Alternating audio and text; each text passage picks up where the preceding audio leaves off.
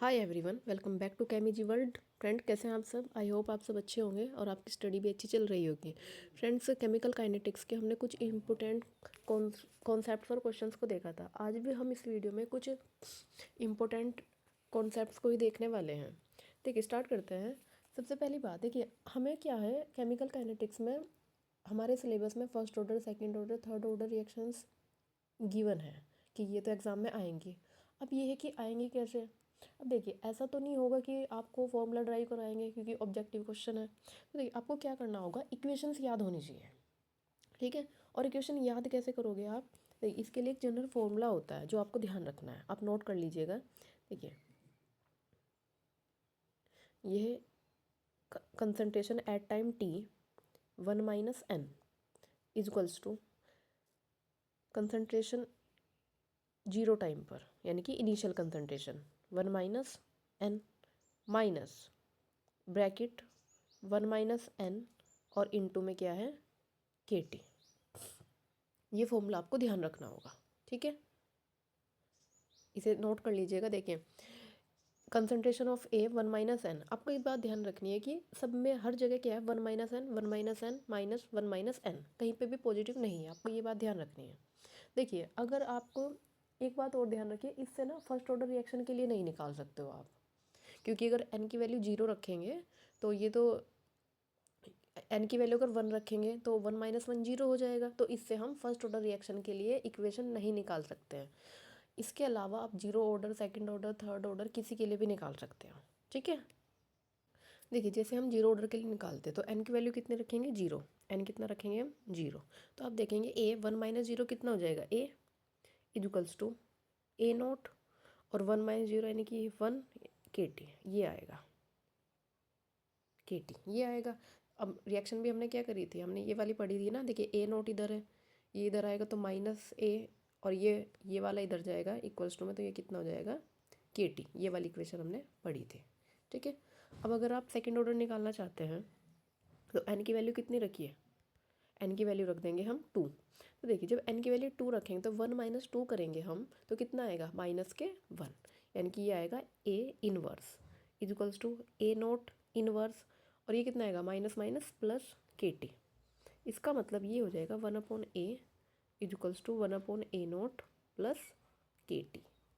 ये आएगी हमारी सेकेंड ऑर्डर के लिए। आप निकालना चाहे निकाल सकते हैं, अदरवाइज़ ये ऐसे भी हो जाएगा। ठीक है, ऐसे आपको जनरल फॉर्मूला इसका याद रखना है, इम्पोर्टेंट है, ध्यान रखिएगा। ठीक है, चलिए, एक ऐसे ही फॉर्मूला होगा आपका हाफ लाइफ के लिए। होगी, देखिए, जीरो ऑर्डर के लिए टी हाफ कितना होता है, आपको ध्यान भी रखना होता है, ए नोट अपॉन 2 के। ठीक है, ये होती है, निकाल सकते हैं ना आप लोग। आपने फॉर्मूला देख ही लिया होगा, कितना होता है formula, T half proportional 1/an - 1, ये होता है, ध्यान रखिएगा। ठीक है, और वहाँ पे जब हमने इक्वेशन के लिए फॉर्मूला देखा तो हर जगह 1 - n है, ये याद रखिएगा आप। अब देखिए, आपके पास उससे पहले भी एक चीज़ और, जैसे जीरो ऑर्डर के लिए एक रिएक्शन है, आप ए से बी में गए हो और हमने मान लिया कि इसका हाफ लाइफ टाइम कितना है, 16 मिनट है। फिर आप बी से सी में जा रहे हो तो इसका हाफ लाइफ टाइम पता है कितना होगा, ये इसका आधा रह जाएगा, यानी कि कितना टाइम में, 8 मिनट में। अगर आप सी से डी में जा रहे हो तो हाफ लाइफ टाइम कितना होगा, ये 4 मिनट हो जाएगा। ऐसे करके आपको हाफ लाइफ टाइम बताना होता है। देखिए, क्वेश्चन पढ़ते हैं अब हम। इन्होंने कहा है कि the half life period of substance is 100 second. किसी भी सब्सटेंस का हाफ लाइफ पीरियड कितना है, 100 सेकेंड। मतलब अगर एक रिएक्शन ए से बी में जा रही है तो वो 100 सेकेंड में अपना कितना हो जा रही है, आधा। 100 सेकेंड में 50% हो जा रही है, ये इसका मतलब। फिर कहा कि जब आप इसकी कंसंट्रेशन को डबल करते हो, जब आप कंसंट्रेशन को डबल करते हो तो हाफ लाइफ पीरियड कितना हो जाता है, 200 सेकेंड। यानी कि अगर ये 2 की बजाय कंसंट्रेशन 2a हो तो हाफ लाइफ, यानी कि उसे आधा होने में कितना लग रहा है, उसका डबल समय लग रहा है ना। कंसंट्रेशन को डबल किया तो हाफ लाइफ भी क्या हो गया, डबल हो गया है। तो आपको इस केस में ऑर्डर ऑफ रिएक्शन बताना। तो देखिए, हाफ लाइफ का आपने अभी फॉर्मूला देखा था, क्या था कि टी हाफ डायरेक्टली प्रोपोर्शनल है ए, जीरो ऑर्डर के लिए। देखिए, अगर आप कंसंट्रेशन को डबल करते हो, यानी कि 1 थी तो ये भी 1 है। अगर आप इसको डबल करते हो मतलब 2a करते हो तो पी कितना हो जाता है, ये 200 हो जाता है। पहले 100 था, अब 2 हो गया। तो ये किसके केस में हो रहा है, ये जीरो ऑर्डर के केस में हो रहा है। तो हमारा आंसर क्या हो जाएगा, जीरो ऑर्डर। समझ में आ गया ना कि ये डायरेक्टली प्रोपोर्शनल है। जैसे जैसे आप कंसंट्रेशन को बढ़ाओगे वैसे वैसे उसका हाफ लाइफ बढ़ेगा। अगर आप कम करते हो, मान लो हाफ कर देते हो, आधा हो गया ये, तो टी हाफ भी कितना हो जाएगा, आधा हो जाएगा इस केस में। ठीक है, चलिए हम नेक्स्ट क्वेश्चन देखते हैं। देखिए क्वेश्चन क्या है, टी हाफ के बारे में आपको बताना है कि कौन कौन से आपको स्टेटमेंट गिवन है। पहले आप स्टेटमेंट पढ़िए। In first order reaction T half does not depend upon initial concentration of the reactant. First हो गया। फिर कहा है कि फर्स्ट ऑर्डर रिएक्शन के लिए टी 75% इक्वल्स होता है 2 इंटू टी हाफ। और थर्ड का है कि सेकेंड ऑर्डर के लिए टी हाफ प्रोपोर्शन होता है ए स्क्वायर के। अब देखिए, पहले आपको टी हाफ पता होना चाहिए किसके लिए, फर्स्ट ऑर्डर के लिए। इसके लिए डायरेक्ट फॉर्मूला हम याद रखते हैं 0.6931 अपॉन के। ये होता है। क्या आपको ये दिख रहा है कि कंसंट्रेशन पे डिपेंड कर रहा है या नहीं, नहीं, इसमें तो कंसंट्रेशन है ही नहीं। इसका मतलब ये कंसंट्रेशन पे डिपेंड नहीं करता है। और आपको ये बात याद भी रखनी है, निकाल के ही नहीं देखेंगे, याद भी रखनी है कि फर्स्ट ऑर्डर के लिए टी हाफ की वैल्यू इनिशियल कंसंट्रेशन पे डिपेंड नहीं करती। ठीक है, ये टी हाफ के लिए। और जबकि अगर आप जीरो ऑर्डर के लिए देखेंगे तो क्या होगा, ये क्या होती है, कंसंट्रेशन के डायरेक्टली प्रोपोर्शनल होती है। मैंने आपको अभी फॉर्मूला भी लिखवाया था कि टी हाफ प्रोपोर्शनल 1/a(n-1). अब देखिए फर्स्ट स्टेटमेंट तो हमारा सही हो गया। अब हम ना थर्ड स्टेटमेंट देखते हैं। इससे पहले टी हाफ ए स्क्वायर के डायरेक्टली प्रोपोर्शनल सेकंड ऑर्डर के लिए, मतलब एन की वैल्यू क्या रखनी है हमें, 2। जब आप यहाँ 2 रखेंगे तो कितना आएगा, ये आ जाएगा 1/a। ये आ रहा है टी हाफ की वैल्यू क्या आ रही है, इनिशियल कंसंट्रेशन के इन्वर्सली प्रोपोर्शनल। लेकिन यहाँ क्या कहा है, डायरेक्टली ए स्क्वायर के प्रोपोर्शनल। तो नहीं, थर्ड क्या हो जाएगा हमारा, गलत हो जाएगा। थर्ड स्टेटमेंट हमारा गलत है, फर्स्ट हमारा सही है। तो देखिए थर्ड जिसमें भी उसको आप एलिमिनेट कर देंगे, थर्ड थर्ड थर्ड, तो ऑप्शन क्या हो जाएगा हमारा, सी।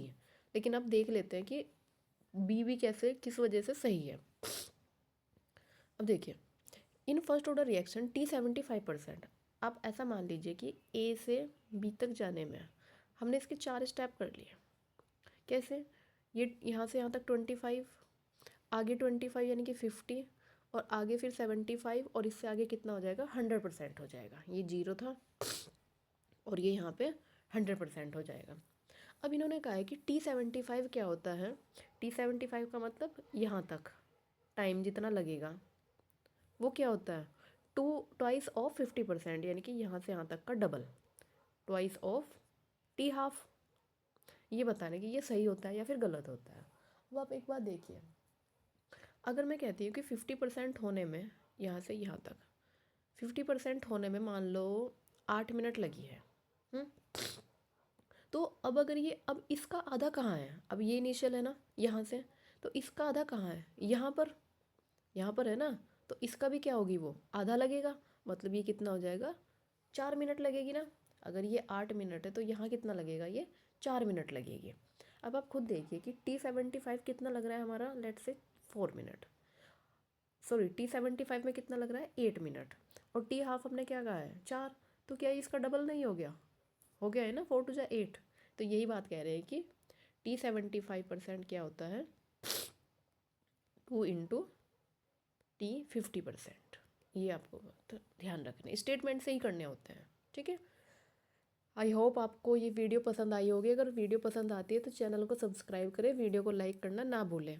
मिलते हैं हम नेक्स्ट वीडियो में। Thank you so much for watching.